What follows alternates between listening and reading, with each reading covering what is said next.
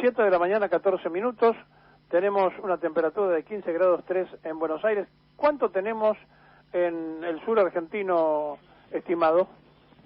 ¿Qué tal, Miguel? Buen día, un gusto saludarte a vos, a la audiencia. Y bueno, de sensación térmica, exactamente ahora tenemos 3 grados de sensación térmica y 6 grados de temperatura ambiente. Eso le pasa por ser gallego, lo de Río, ¿no? Sí, hoy vamos a tener una máxima de 15 y una mínima de 5, así que vamos a tener un día relativamente agradable, ¿no? Así que tenemos poco viento también. Albornoz, contame, ¿cuál es la obra de hoy? Bueno, hoy vamos a hablar de el carbón, que si bien es cierto, desde 1941 existía en YPF la Dirección de Carbón Mineral. Estuvo dedicada en esos años a efectuar una prospección de todas las cuencas carboníferas en el país, sin haber iniciado la explotación. La explotación se organiza cuando el general Perón, en su visión de estadista, firmó el decreto número 17.371 el 18 de agosto de 1950, y creó así la Empresa Nacional de Energía, el ENDE, organismo que conservó su individualidad como Empresa Nacional de Energía al solo efecto de su gestión económica y la organización del tema del carbón. Lo escucharemos al final de la voz de la Secretaría de Prensa y Difusión de la Nación. Actuaba en sus relaciones con el Poder Ejecutivo esta empresa por intermedio de la Secretaría de Estado de Energía y Combustible. En un primer momento, el transporte del carbón desde Río Turbio a Río Gallegos se efectuaba mediante camiones a vapor marca Sentinel, que acá se conocía como los famosos Chufi, ese era el sobrenombre que tenían estos camiones, lo que resultaba muy ineficiente debido a que estos vehículos consumían las 2/3 partes del carbón que transportaba en el trayecto. Es por eso que el general Perón decide la construcción de un tendido ferroviario desde el yacimiento Río Turbio hasta el puerto de embarque en Río Gallegos. El 24 de mayo de 1951 se procedió a la inauguración provisional del ferrocarril y se construyó un muelle de madera provisorio con sus instalaciones mecánicas, que luego fue ampliado y mejorado. En 1945 se logra, con medios absolutamente rudimentarios, una producción histórica en aquella época de 8.000 toneladas. En 1948, la Comisión Naval Argentina en Italia reunió el primer contingente de italianos para trabajar en la mina. Rindieron exámenes médicos y de competencia, y ya en el mes de abril se embarcan en el transporte Río Santa Cruz con destino a Buenos Aires. Desde esta ciudad en aviones militares fueron trasladados a Río Gallegos y luego en camiones a la localidad que es hoy la localidad de Río Turbio. En esa época era un campamento minero.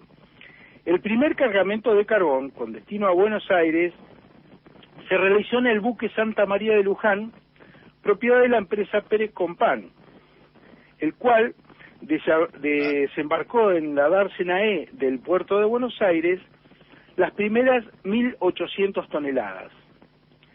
El primer campamento de explotación en Río Turbio, que fue el campamento central, se denominó Marina en reconocimientos a las tareas de la Armada y de la Marina Mercante en el desarrollo minero.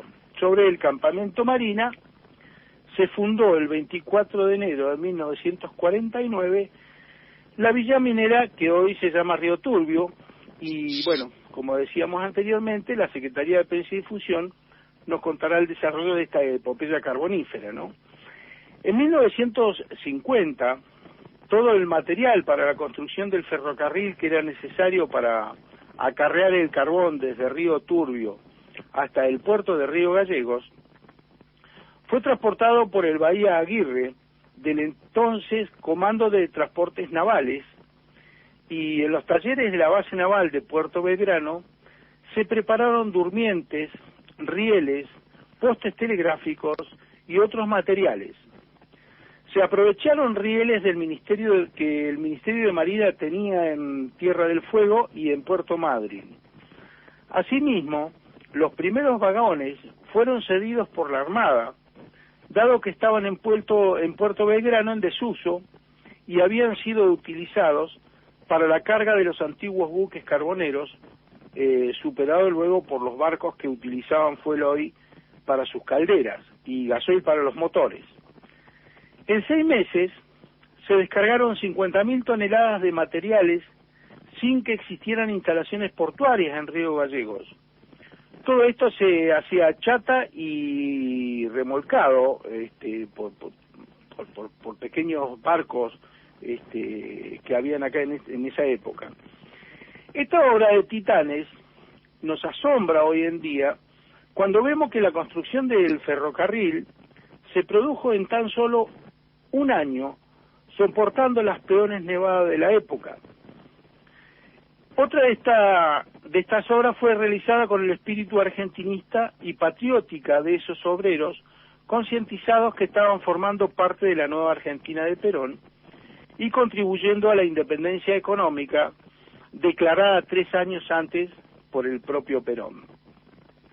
También era necesaria la construcción de un puerto carbonífero a fin de poder movilizar la producción, y a tal efecto la Dirección de Construcciones Portuarias y Vías Navegables desechó Punta Loyola, en la boca de Río Gallegos, por ser necesario 30 kilómetros más de ferrocarril, y se decidió por la ciudad de Río Gallegos, en la propia capital de Santa Cruz.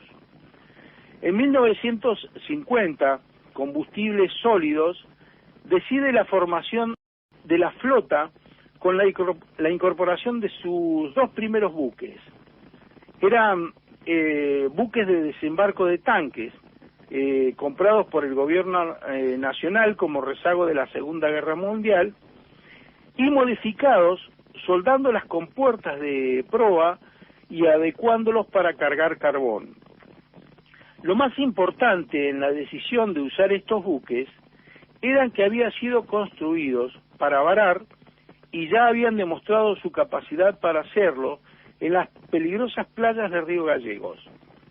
Estos buques fueron el teniente de navío del Castillo, al comando del capitán de ultramar Pedro Juan, y el Río Turbio, al comando del capitán de ultramar Eugenio Spinelli. Además se incorporó a la flota el remolcador Enrique, de construcción inglesa, cuyos restos todavía lo podemos apreciar los riogalleguenses varados en la playa de nuestra ciudad, con máquinas alternativas a vapor, alimentadas por el carbón de Río Turbio. ¿Hasta cuándo se sacó carbón de Río Turbio?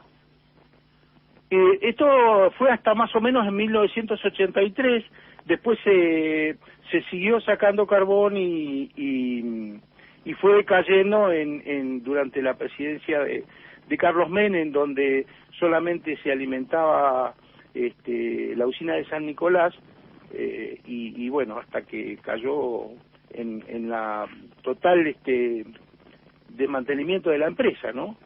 O sea que está abandonado eso.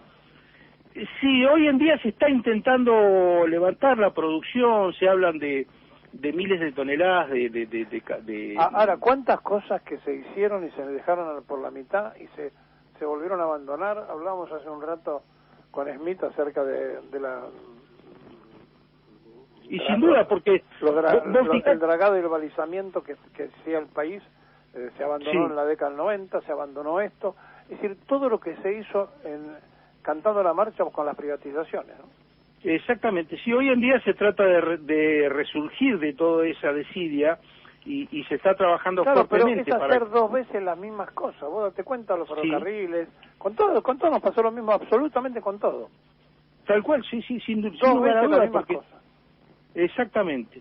Bueno, nos quedamos pensando en tanto trabajo que se hizo en aquella época y en el recuerdo de que, por lo menos cuando recordamos las obras del peronismo, la gente más joven sabe que hubo una Argentina distinta, ¿no? Exactamente, por eso escuchemos el noticiero de Sucesos Argentinos de la Secretaría de Prensa y Difusión, que nos va a contar un poco cómo era el pensamiento de toda esta política carbonífera en bien de la patria y del pueblo argentino. El carbón, generador de energía y de movimiento, hasta hace poco debía adquirirse en el extranjero. A tales envíos estaba condicionada una parte importantísima de la actividad y la producción argentina. Y si acontecimientos extraños obstaculizaban o impedían las remesas, debíamos resignarnos a la paralización del trabajo o acudir a recursos extremos para procurarnos energía propulsora. Tal sucedió en tiempo del último conflicto bélico, cuando se quemaron cientos de miles de toneladas de maíz, que mucho hubieran valido para alimentar los pueblos azotados por la guerra. Sin embargo, se tenía conocimiento de la existencia de una gran riqueza carbonífera en Río Turbio, territorio de Santa Cruz. Ni aún las agudas crisis de combustible determinaron a los poderes públicos a fijar su atención en tal riqueza. Fue recién con el advenimiento del gobierno del general Perón que se dispuso su explotación y aprovechamiento. Ahora aquella tentativa se ha encarrilado firmemente. Así han surgido los campamentos cuyas construcciones industriales y civiles señalan el cumplimiento de actividades en vasta escala.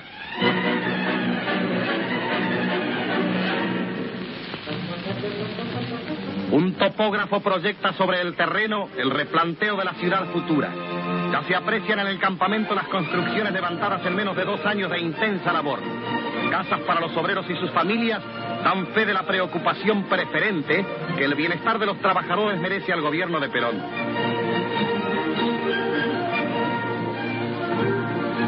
En el hogar no falta precisamente carbón. El hospital es otra de las manifestaciones de la atención con que se encara el problema sanitario del obrero de hoy y del trabajador de mañana.